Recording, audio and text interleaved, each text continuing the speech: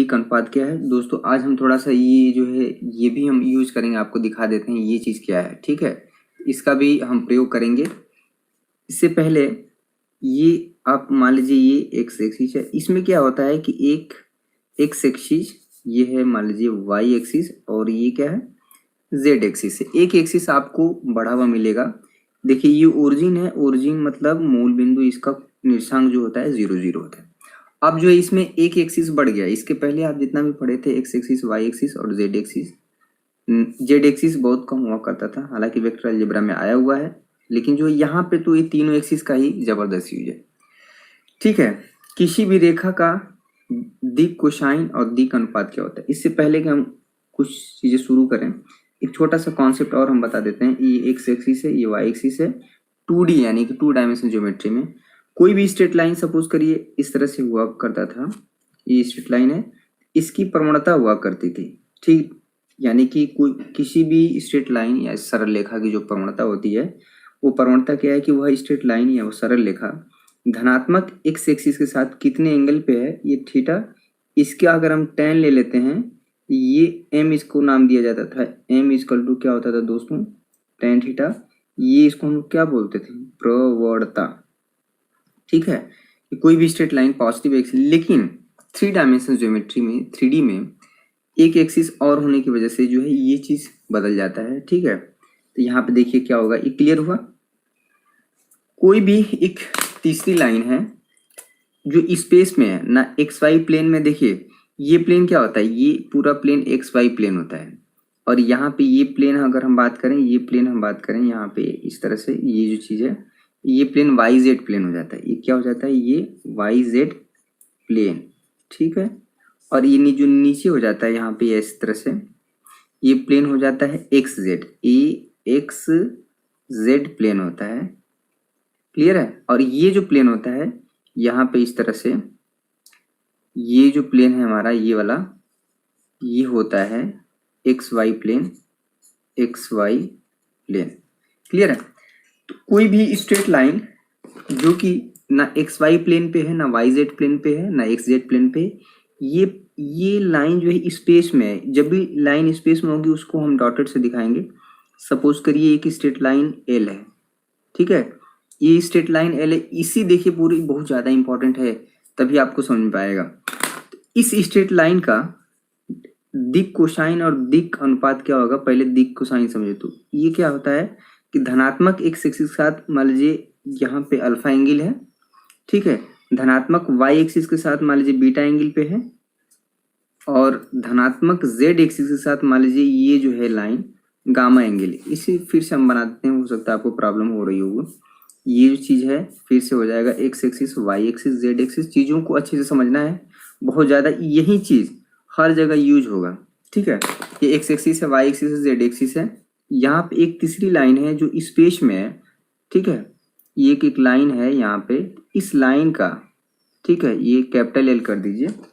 ये जो है लाइन यहाँ पे देखिए धनात्मक एक्स के साथ अल्फा एंगल पे है, इसके साथ क्या है, इसके साथ सॉरी ये वाई एक्सिस कर दीजिए, और ये क्या कर दीजिए जेड एक्सिस।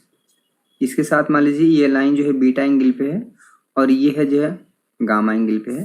तो दोस्तों ये जो अल्फा बीटा गामा है, धनात्मक एक्स एक्सिस, धनात्मक वाई एक्सिस और धनात्मक जेड एक्सिस, ये जेड है, ये धनात्मक वाई एक्सिस।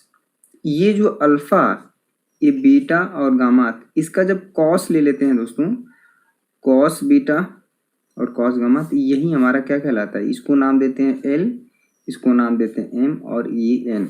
ये कॉस अल्फा, कॉस बीटा और कॉस गामा जो है इस स्ट्रेट लाइन यानी कि जो स्पेस में है ना, ठीक है, यह जो सरल रेखा है इसका दिक् कोसाइन कहलाता है।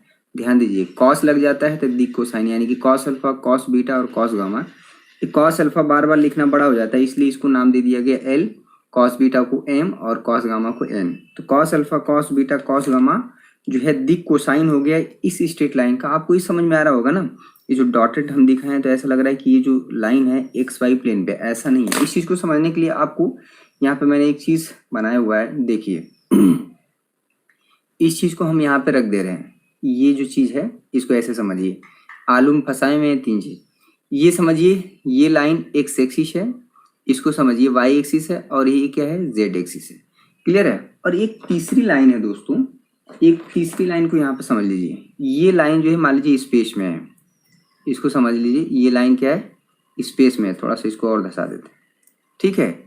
ये एक्स एक्सिस है, ये वाई एक्सिस है और ये क्या है, जेड एक्सिस है। एक तीसरी लाइन जो है, एक तीसरी लाइन जो स्पेस में है, तो यह लाइन जो है देखिए पॉजिटिव एक्स के साथ कितने एंगल पे, ये अल्फा, ये हो जाएगा बीटा, ठीक है, ये हो गया बीटा, और ये जेड एक्सिस है, ये क्या है, जेड एक्सिस, इसके साथ कितने एंगल पे, ये चीज, ये मान लीजिए हो गया गामा। तो अल्फा बीटा गामा ही हमारा क्या कहलाता है, यहाँ पे जब उसका कॉस और कॉस बीटा और कॉस गामा ले लेते हैं तो इस स्ट्रेट लाइन सरलेखा का क्या कहलाता है, दी कोसाइन। बहुत जबरदस्त इंपॉर्टेंट कॉन्सेप्ट है, अगर ये आप नहीं सीख पाएंगे तो बड़ी दिक्कत होगा। इसे हम लिख दे रहे हैं, मैंने यहाँ पे लिख दिया है नोट पॉइंट में करके। 2 पॉइंट है यहाँ पे, इंपॉर्टेंट है ताकि आपको बाद में समझने में प्रॉब्लम हो। देखिए यहाँ पे अल्फा बीटा गामा सदैव धनात्मक एक्स एक्सिस, वाई एक्सिस और जेड एक्सिस के साथ कोण लिए जाएंगे, ठीक है। और अल्फा बीटा गामा मिल जाएगा तो उसका कॉस, कॉस बीटा कॉस, यानी कि कॉस लगा देंगे। तो यही जो है किसी भी सरल रेखा का जो कि स्पेस में हो, ना कि एक्स वाई या वाई जेड या जेड एक्स प्लेन पे हो, स्पेस में होना चाहिए, ठीक है। तो उसका क्या निकल के आ जाता है, दिक कोसाइन कहलाता है। दिक कोसाइन बहुत इंपॉर्टेंट चीज है, इसलिए मैं बार बार फोकस कर रहा हूँ। इसको शॉर्ट में रिप्रेजेंट किया जाता है LMN से। देखिए जस्ट लाइक एक तरह से कह सकते हैं कि ये जो है सरल रेखा की प्रवणता ही है। अगर ये जो है सरल रेखा सिर्फ एक प्लेन में हुआ करता था तो एक ही M से काम हो जाया करता था, लेकिन ये लाइन जो है दोस्तों स्पेस में होने की वजह से जो है हमें ये तीनों ही चीज LMN मिलके ही किसी भी सरल रेखा का क्या करती है, निर्धारण करती है कि वह लाइन जो है स्पेस में किस तरह से है। क्लियर हो गया। तो cos alpha cos beta cos gamma जो है दिक कोसाइन हो गया किसी भी सरल रेखा के जो कि स्पेस में है, ठीक है। अब दिक अनुपात क्या होता है दोस्तों, दिक अनुपात क्या है, डायरेक्शन रेशियो। ये भी जबरदस्त कॉन्सेप्ट, यही 2 चीज चलेगा किसी भी स्ट्रेट लाइन का, जो डायरेक्शन रेशियो और जो है डायरेक्शन कोसाइन ही चलेगा। ये होता क्या है, एक रेखा के दिक कोसाइन के समानुपाती संख्या यानी कि प्रपोर्शन नंबर को रेखा का दिक अनुपात कहते हैं, डायरेक्शन रेशियो कहते हैं। यानी कि कोई भी 3 नंबर इस तरह से हों, ABC मैंने मान लिया है, जो कि LMN आपको पता है क्या होता है, ये डायरेक्शन कोसाइन होता है, यानी कि दिक कोसाइन होता है। कोई भी 3 नंबर जो है LMN के प्रोपोर्शनल हो, ये जो है ABC क्या कहलाते हैं। अगर हमेशा पता है कि जब प्रोपोर्शन का साइन हटता है तो एक कांस्टेंट आ जाता है लैम्डा, ये क्या हो जाता है, ये C इक्वल टू क्या हो जाएगा दोस्तों, ये M, ठीक है। यहाँ पे क्या हो जाएगा N, ठीक है। यहाँ पे क्या कहलाएगा, ABC दिक कोसाइन, यहाँ पे हम लिख दे रहे हैं। यहाँ पर ABC सरल रेखा, किसी भी सरल रेखा जो कि स्पेस में हो का दिक अनुपात कहलाते हैं। क्लियर है दोस्तों। तो यहाँ पे देखिए A equal to lambda L है, तो अब देखे जाए तो यहाँ पे अगर यहाँ पे 1 बाई लेमडा, लेमडा को इधर भेज दीजिए, इधर कर दीजिए L बाई A, यहाँ से हम निकालेंगे इधर लेमडा को इधर भेज दीजिए, ये चीज हो जाएगा M बाई B, ठीक है। लेमडा को इधर भेज देंगे तो 1 बाई लेमडा ये हो जाएगा N बाई C।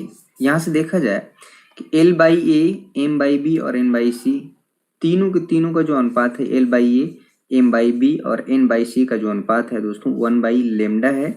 यानी कि ये जो L बाई A है वो बराबर होगा M बाई B, यहाँ पे N बाई C, ये किसके बराबर होगा, 1 बाई लेमडा। क्लियर है। क्या करेंगे कि 1 बाई लेमडा को एक नया कांस्टेंट मान लेंगे, मान लीजिए 1 बाई लेमडा को क्या कर लेंगे, के मान लेते हैं। तो यहाँ पे आप पाएंगे कि L by A, M by B और दोस्तों क्या हो जाएगा N by C equal to K। तो ये आपको एक रिलेशन मिल गया LMN और ABC में। तो LMN क्या है, दिक कोसाइन है, और ABC क्या है, दिक अनुपात है किसी भी सरल रेखा का। क्लियर है। ये चीज बहुत इंपॉर्टेंट है।